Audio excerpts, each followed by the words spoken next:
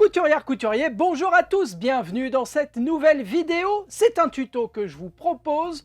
Nous allons coudre ensemble un sac cabas rapido qui a cette tronche là, hop là, avec sur le côté, vous voyez, cette espèce de façon de terminer comme ça le sac cabas qui est un peu différente des façons que je propose d'habitude et qui se referme avec un petit bouton pression sur le dessus, bouton pression qui est évidemment facultatif.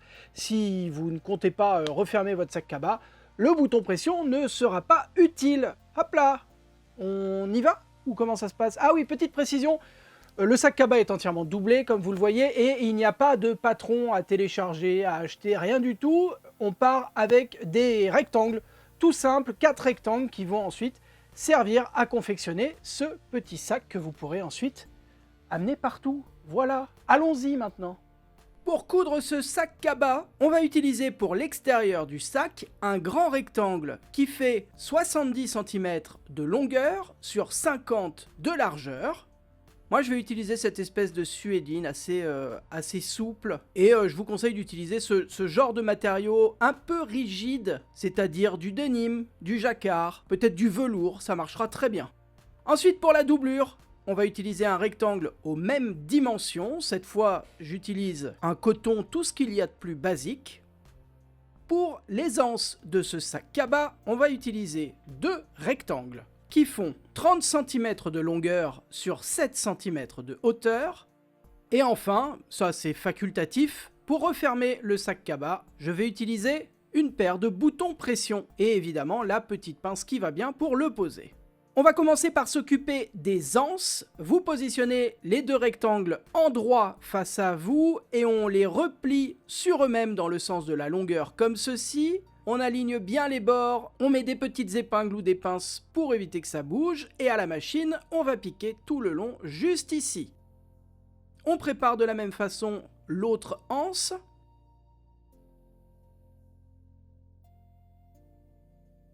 Et à la machine à coudre, on est avec le pied presseur standard, on pique au point droit à 1 cm du bord, en débutant sa couture par un point d'arrêt. Un point d'arrêt, c'est simplement une marche arrière suivie d'une marche avant à la machine à coudre, et le fait de piquer les points les uns sur les autres bloque les petits fils de couture et évite qu'ils ne se défassent avec le temps. Et on va faire des points d'arrêt au début et à la fin de chaque couture dans ce tuto. Vous piquez tout le long et lorsque vous arrivez à l'extrémité, vous terminez en faisant un point d'arrêt. On pique de la même manière l'autre anse. On coupe tous les petits fils de couture qui dépassent. Et nous allons maintenant retourner les anses sur l'endroit. Pour cela, je vous conseille très sérieusement de vous aider d'un petit outil. Moi, je vais utiliser une aiguille à tricoter. Donc je commence par retourner un petit peu le début de mon anse et ensuite je coince l'aiguille dans le repli et je m'en sers pour repousser le tube sur l'endroit. Il y a d'autres outils qui existent, mais bon là l'idée c'est pas forcément de vous faire acheter un truc pour retourner deux anses. Donc une aiguille à tricoter, une baguette chinoise, peut-être un stylo rebouché, fonctionneront tout aussi bien.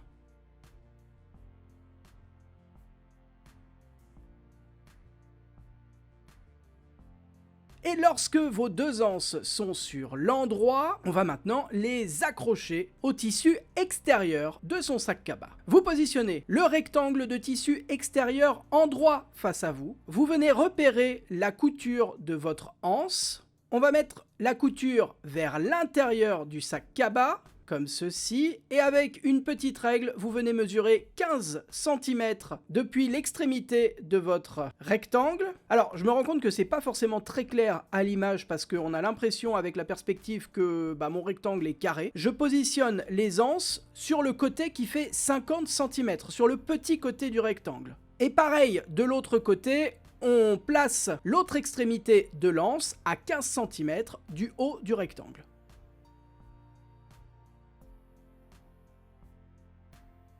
On va placer l'autre anse de la même façon de l'autre côté du grand rectangle. Et pour éviter que ça bouge par la suite, nous allons piquer les deux anses à 0,5 cm du bord. Ici, ici, ici et là. À la machine à coudre, on est toujours avec le pied presseur standard, le point droit, et cette fois, nous allons piquer à 0,5 cm du bord, toujours en débutant et terminant par un point d'arrêt.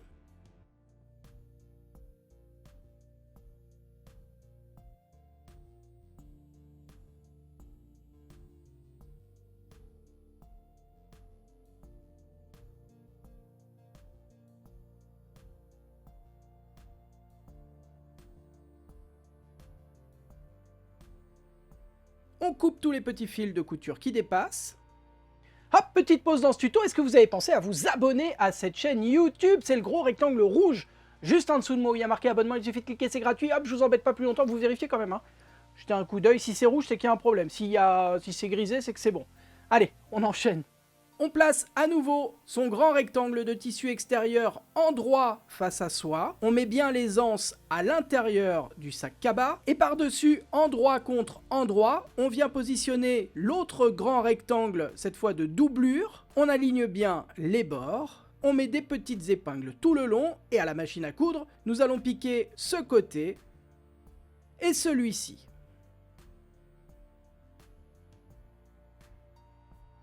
Donc c'est parti pour 1 mètre de couture. Cette fois, on pique à 1 cm du bord. On est toujours au point droit avec le pied presseur standard. On débute évidemment sa couture par un point d'arrêt.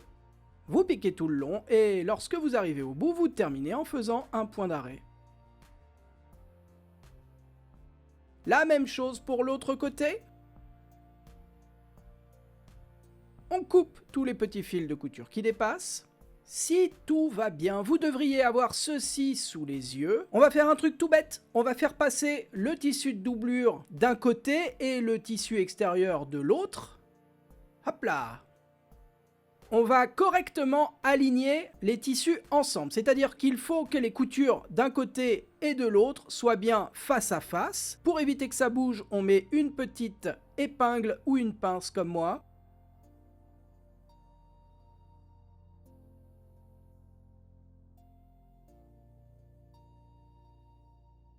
Et maintenant, vous allez avoir besoin d'une règle et d'une craie de tailleur ou d'un crayon pour marquer le tissu. Nous allons tracer une marque à 7 cm de l'extrémité de chacun des tissus. Donc là, avec ma règle à patchwork, je trace un long trait à 7 cm du pli à l'extrémité. Je fais la même chose de l'autre côté.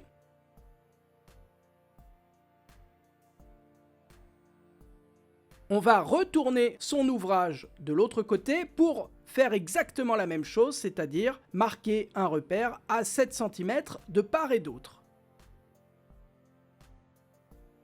Et maintenant, le but du jeu, c'est de faire coïncider les marques de la doublure ensemble et les marques du tissu extérieur ensemble également. Vous pouvez maintenant retirer les pinces au niveau de la couture. Vous venez décaler votre tissu comme ceci, comme ça vous permet de repérer les deux marques que nous venons de tracer. Vous pincez la première marque de façon à faire un pli. Vous positionnez ce pli sur la seconde marque que vous venez plier également.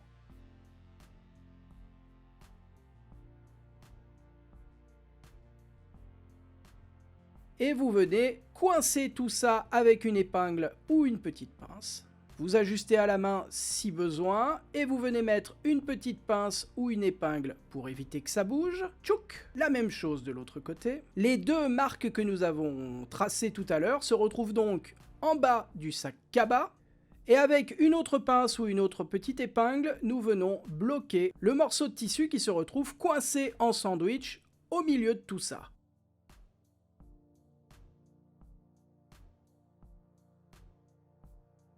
On va faire exactement la même chose avec le côté doublure.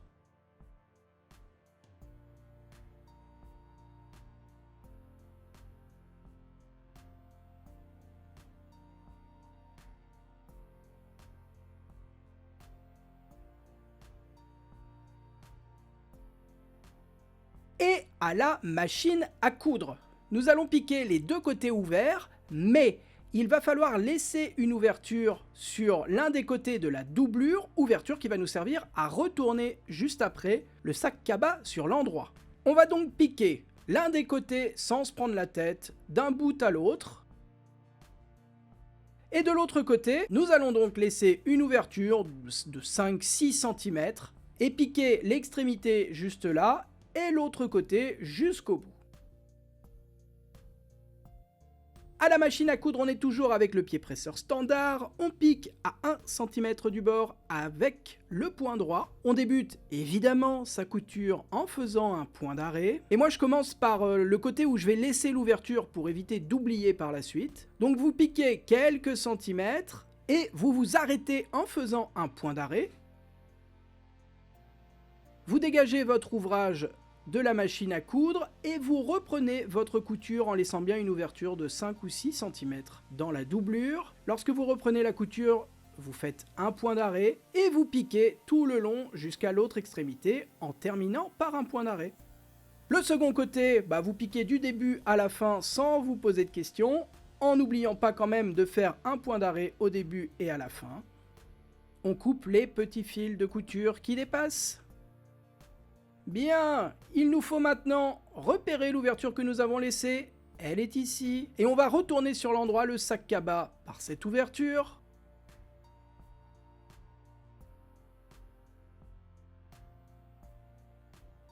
Et il nous faut maintenant refermer cette ouverture parce qu'on ne va pas laisser un trou dans un sac. Pour cela, vous rentrez les marges de couture à l'intérieur du sac cabas. A priori, si vous tirez un petit peu de chaque côté, les marges devraient se mettre toutes seules à l'intérieur. Vous mettez des petites épingles ou des pinces pour éviter que ça bouge. Et à partir de là, il y a deux options. Soit vous faites une couture invisible à la main. Moi, la couture à la main, c'est pas spécialement mon truc. Je vous propose donc une autre solution plus rapide. C'est de faire une surpiqûre discrète tout le long au point droit, juste là. Et bon, cette surpiqûre qui se retrouve à l'intérieur de votre sac, sur l'un des côtés, elle ne sera pas invisible, mais a priori, seul vous serez au courant de cette petite supercherie. À la machine à coudre, on pique tout le long de l'ouverture au plus près du bord avec le point droit. On n'oublie pas de débuter par un point d'arrêt, on n'oublie pas de terminer par un point d'arrêt. On coupe tous les petits fils de couture qui dépassent. On rentre maintenant la doublure à l'intérieur du sac cabas et on va faire en sorte que la doublure soit bien à l'intérieur et le tissu extérieur du sac bien à l'extérieur. On va placer la couture bien au milieu, mettre des petites épingles ou des pinces tout le long comme ceci, de manière à bien répartir les tissus du bon côté du sac. Et à la machine à coudre, nous allons faire une petite surpiqûre tout le long à 0,5 cm du bord. Et cette surpiqûre en fait va bloquer le sac, c'est-à-dire éviter par la suite que la doublure ne ressorte de façon inopinée. À la machine à coudre, on est toujours avec le pied presseur standard, on pique au point droit, cette fois à 0,5 cm du bord. On débute sa couture en faisant un discret point d'arrêt, on pique tout le long en prenant bien son temps. On vérifie bien à chaque fois la répartition du tissu, c'est-à-dire que le tissu extérieur soit bien à l'extérieur, que le tissu de doublure soit bien à l'intérieur. Et on prend son temps au moment où on passe sur les anses du sac. On fait attention à ne pas coincer l'anse à l'intérieur du sac, ce serait moins pratique pour la suite. Donc l'anse est bien à l'extérieur. Cette surpiqûre va renforcer à nouveau la couture de l'anse. On coud tout le tour, et lorsqu'on est revenu sur ces points de départ, on fait un point d'arrêt discret.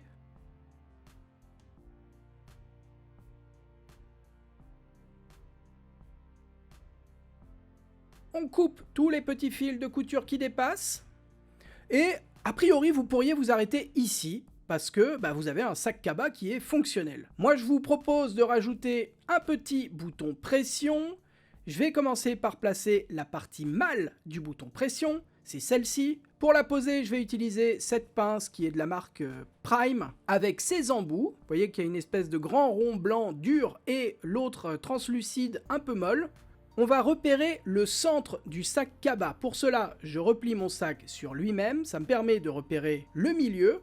Et avec la tige de la pression, je viens transpercer les deux couches de tissu. Par-dessus, je place la partie mâle. Et avec ma pince, je viens écraser la tige de la pression.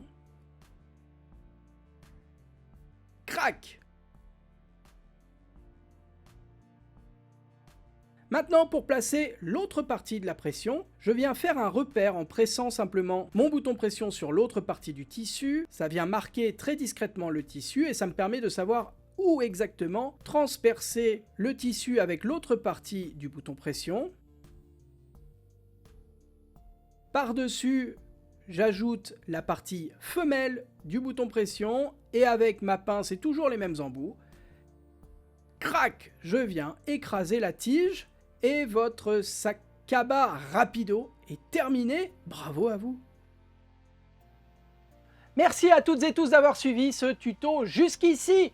J'espère qu'il vous a plu. Vous le savez, si vous suivez mes tutos jusqu'au bout depuis 10 mois maintenant, je propose un mot mystère, un mot de couture qu'on se partage ensuite dans les commentaires de cette vidéo. Et ce mot mystère a deux vertus. La première, c'est qu'il vous permet de découvrir ou de redécouvrir du vocabulaire de couture. Et pour moi, ça me permet de voir les personnes qui vont effectivement au bout des tutos et qui ne sont pas juste là à grappiller de la vidéo et qui ne vont jamais jusqu'au bout. Bref, le mot mystère de cette vidéo, c'est dévidoir.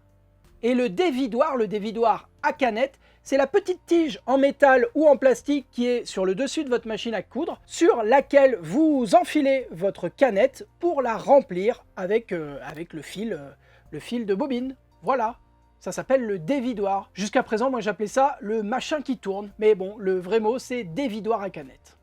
Merci à toutes et tous d'avoir suivi cette vidéo jusqu'au bout. Cette fois, c'est la fin. Si elle vous a plu, n'hésitez pas à me le dire en laissant un petit commentaire, un pouce en l'air et surtout en vous abonnant à cette chaîne YouTube. C'est le gros rectangle rouge juste en dessous de moi. Il y a marqué abonnement, il suffit de cliquer, c'est gratuit. Vous pouvez également soutenir mon travail via YouTube. Il y a le bouton rejoindre à côté. Sur mobile, il y a également le bouton merci qui vous permet de donner un petit peu d'argent, je crois une fois ou régulièrement. C'est vous qui voyez, rien d'obligatoire évidemment. Si ça n'est pas possible pour vous, si vous n'avez pas envie, il n'y a aucun problème, je le comprends parfaitement. Moi, je vous dis à vendredi pour une nouvelle vidéo. D'ici là, prenez soin de vous, bonne couture, bye bye.